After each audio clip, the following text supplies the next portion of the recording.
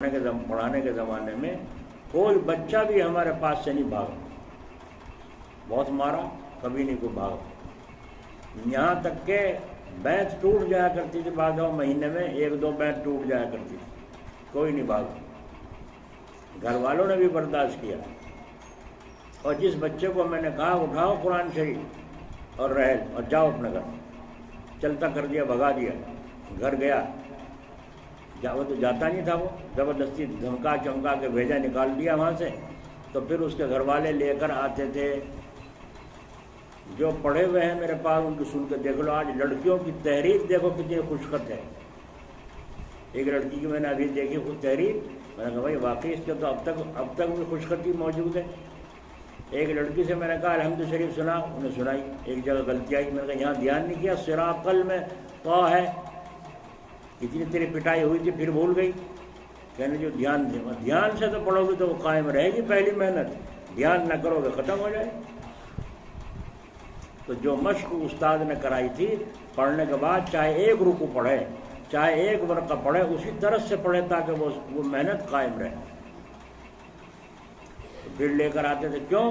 اس لیے کہ ہم ان کو باندھ کے مارتے تھے، بچوں کو باندھ کے مارتے تھے، اور باندھ کے جب بھگاتے تھے، بھاگ کہاں تک بھاگے گا، جاؤ یہاں سے، اور باندھ رکھا ویسے بھاگ کے کہاں جائے گا، نہیں آئے گا۔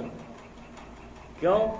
اس لیے کہ ایک لالا نے جب مرنے لگا، اس نے یوں کہا اپنے بیٹے سے، بیٹے میں نے تو آخری ٹائم آ لیا، سنتا جب بات، کہنے کیا، ایک تو اندھیرے سائے میں جائیے، سائے میں آئیے دکان پہ سے۔ اچھا، بہت اچھا جی۔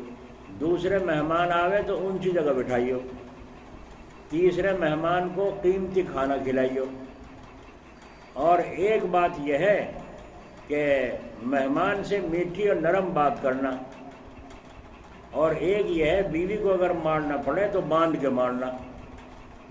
سمجھے نا، لالا نے اپنے بیٹے کو وصیت کی۔ لالا کا بیٹا تھا عقل مند نہیں بلکہ عقل بند، اور لالا تو مر گیا، کسی نے شامیانے تنوا دیا، وہاں سے وہاں تک دکان تک، بس سائے میں جاوے اور سائے میں آوے۔ کوئی مہمان آیا، اس کا دوست باپ کا، پوچھنے کے لیے پتہ چلا تو وہ آیا، تو آ کے جب گھر گیا، ہاں ایک یہ کہا تھا کہ قیمتی عمدہ لباس پہن کر ملنا، قیمتی بھاری لباس پہن کر ملنا۔ اب جب وہ اندر پہنچا مکان میں، مہمان آیا، انہوں نے کہا میں تمہارے پیتا جی سے ملنے والا ہوں، پتہ چلا تھا اس لیے آیا ہوں۔ اچھا، نوکروں کو حکم دیا اسے مچان پر چڑھا دو، سمجھا نہیں، اس پہ وہ ٹانڈی ہے اوپر کی مچان، اس پہ چڑھا دو، مگر نوکروں نے پکڑ اسے وہ چڑھا دیا اوپر زبردستی۔ انہوں نے کہا تو کچھ کر بھی رہے، یہاں کچھ چڑھاؤ مجھے، وہ سنے ہی نہیں، نوکر کو تو حکم بٹھا دیا۔ اب آپ جیسے بیلوں کی جھول ہوتی ہے ایسی پہن کے لمبی ساری، اور آیا ہوں، آ کے جیسے باولا ہو کوئی پاگل، آ کر کے بیٹھا۔ اب وہ کہا اتار لو بھائی، اتار لیا نیچے، بٹھا دیا۔ اب اس نے کہا ایسے تھے ویسے تھے، تمہارے پیتا جی ایسے تھے ویسے تھے۔ یہ سننے کے بعد کبھی تو کہتے گڑ، کبھی کہ روئی، کبھی کہ گڑ، کبھی کہ روئی، تو سوچ رہا کیا معاملہ ہے۔ خیر کھانا آ گیا، دسترخوان بچھایا، کھانا کھانے بیٹھے تو گوشت سخت ہو رہا تھا، تو اس نے کہا مہمان نے، کیا بات ہے گوشت بڑا سخت ہے۔ تو وہ کیا کہہ رہا ہے، وہ لالا کا لڑکا، ارے واہ رے واہ، ہم نے تو 50 روپے کا کتا کٹوا دیا، تم سے یوں کہہ رہے ہو کہ گوشت بڑھیا نہیں ہو رہا۔ انہوں نے کہا تیرا ناس ہو، کون نے اٹھا کے دسترخوان پر ہو گیا، تیرا ناس ہو، تجھے کتے کھلانے کو کس نے کہا تھا؟ کیونکہ قیمتی کھانا گھر میں یہی تھا، قیمتی کھانا گھر میں کتا ہی تھا، انہوں نے وہی کاٹ کے مہمان کا آگے رکھ دیا۔ اس نے کہا کمبخت یہ تو بتا یہ کیا سانگ ہے، یہ جو میں دیکھ رہا ہوں جب سے میں آیا ہوں یہاں، پہلے مجھے وہاں اوپر چڑھا دیا، پھر نیچے اتار دیا، یہ جھول پہن کے تو آیا ہے، کتا کٹوا دیا، یہ شام تنے میں کیا معاملہ ہے؟ بچے کہاں ہیں؟ بچے تو گھر والی بھاگ گئی، ہاں کیوں؟ اب انہوں نے سنا سارا قصہ۔ پیتا جی یوں کہتے تھے، سائے میں جانا، سائے میں آنا، اور یوں کہتے تھے جب مہمان آئے اونچی جگہ بٹھانا، اور دوسرے اس سے اچھا قیمتی بھاری لباس پہن کر ملنا، عمدہ سے عمدہ کھانا اس کو کھلانا، اور بیوی کو اگر مارنا ہو تو باندھ کر مارنا۔ سمجھ میں آئی؟ انہوں نے کہا کم بخت تجھے عقل نہیں تھی تو کسی سے پوچھ ہی لیتا کہ کیا مطلب ہے اس کا۔ مطلب یہ ہے جو آدمی دکان سویرے کھولے گا دیر میں بند کرے گا اس کی آمدنی زیادہ ہوگی، گاہک اس کے بڑھتے چلے جائیں گے۔ کسی کی دکان کھلی اور رکھ لو اس کی ضرور کھلی ملے گی، جاؤ وہاں، ابھی نہیں بند ہوئی، ابھی بند ہونے کا ٹائم نہیں ہوا۔ اوپر کی دکان ہمیشہ سے ہم دیکھتے چلے آئے شروع سے عشاء کی اذان کے بعد بند ہوتی تھی، تو سارے گاؤں کو پتہ تھا کہ عشاء تک کھلی بھی رہے۔ کسی دن ناغہ نہیں ہوتی، دن میں دکان بند نہیں ہوتی۔ اگر کوئی موت وغیرہ ہو گئی دکان بند ہو گئی تو یوں ہی تھوڑا سا ویسے ہی وہ کر دیا تاکہ یہ پتہ چلے، بھائی پوچھتے کہاں گئے، بھائی آج دکان بند کیوں؟ حیرت ہوتی تھی، جس کی بندی پڑی رہے تو اس کی تو بندی پڑی رہے گی۔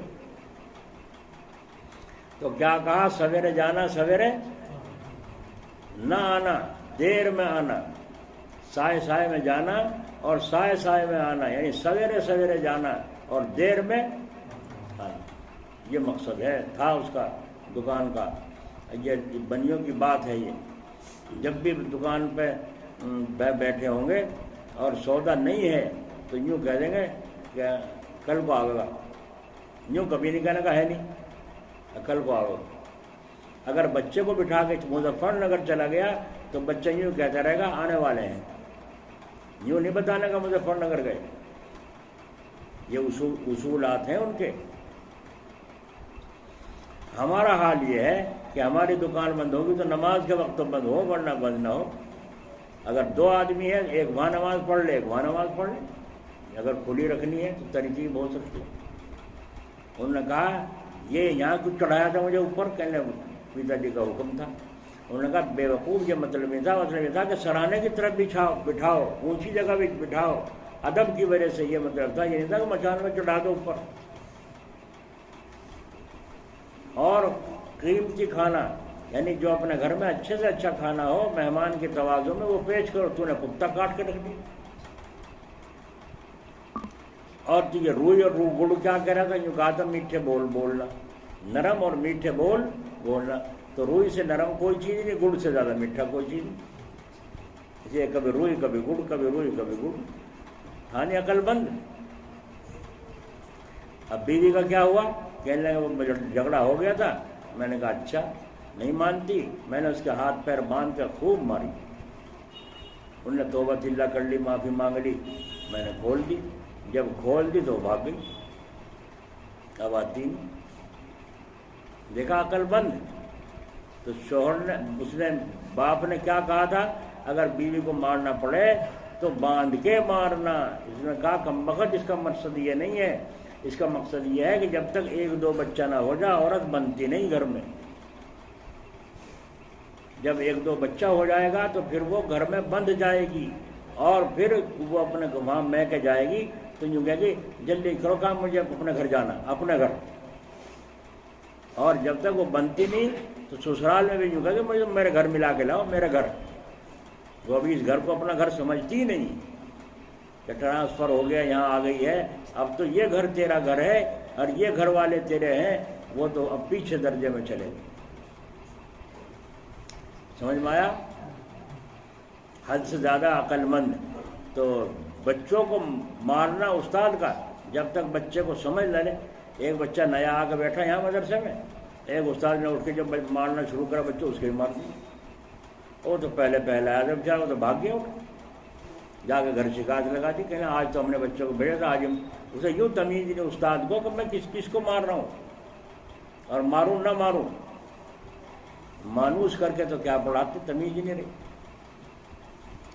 بلکہ اب تو اسکولوں میں ٹرافیاں دی جا رہی ہیں، کھانے دیے جا رہے ہیں، تم ڈنڈے دکھا رہے ہو رہا نہیں ہو رہا ہے؟ سمجھے قاری صاحب؟ سمجھ رہے؟ تو مانوس کر کے پڑھانا۔ اللہ اکبر۔ حضرت